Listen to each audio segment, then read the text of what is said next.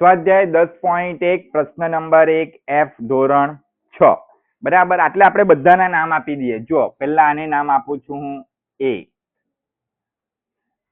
A, આને નામ આપું છું B, આને નામ આપું છું C, આને નામ આપું છું D, આને નામ આપું છું E, આને નામ આપું છું F, આને નામ આપું છું G, આને નામ આપું છું H, આને નામ આપું છું I પછી J, પછી K, પછી L, પછી M, પછી N, O, P, Q, R, S ને T.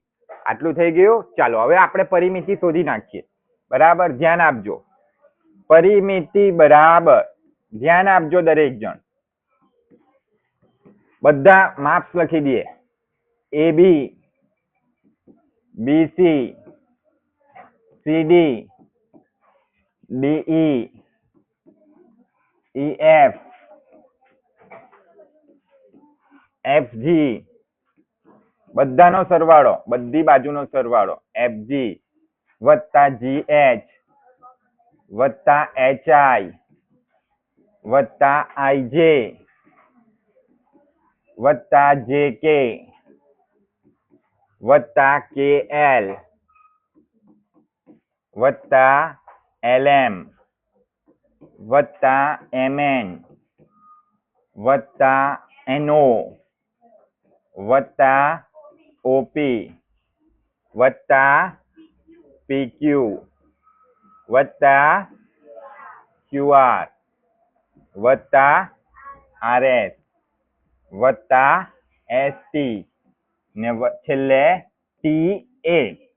બરાબર, તો જ પૂરું થાય ને આપણું આખું સ્વસ્તિક. બરાબર, ચાલો હવે મને તમે માપ કહેતા જજો. ચાલો, AB નું માપ કેટલું છે બોલો?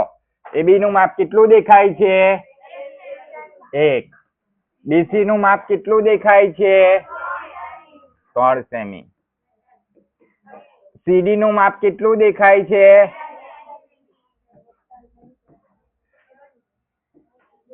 D નું માપ કેટલું દેખાય છે? EF નું માપ કેટલું દેખાય છે? FG નું માપ કેટલું દેખાય છે? FG નું સોરી કેટલું દેખાય છે? ભૂલ કરશો તો ખોટો પડશે આપણો દાખલો. ચાલો, GH નું કેટલું દેખાય છે? HI નું કેટલું દેખાય છે?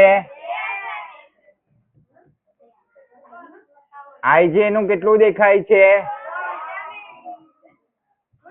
JK નું કેટલું દેખાય છે? JK 4 semi.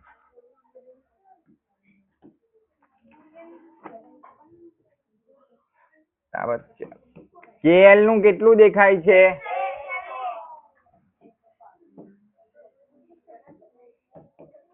LM નું કેટલું દેખાય છે? MN નું કેટલું દેખાય છે? NO નું કેટલું દેખાય છે?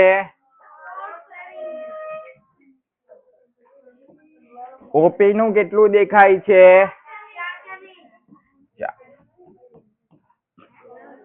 ચાલો, PQ નું કેટલું દેખાય છે? 1 સેમી.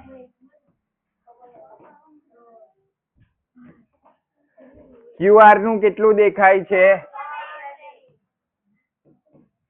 RS નું કેટલું દેખાય છે?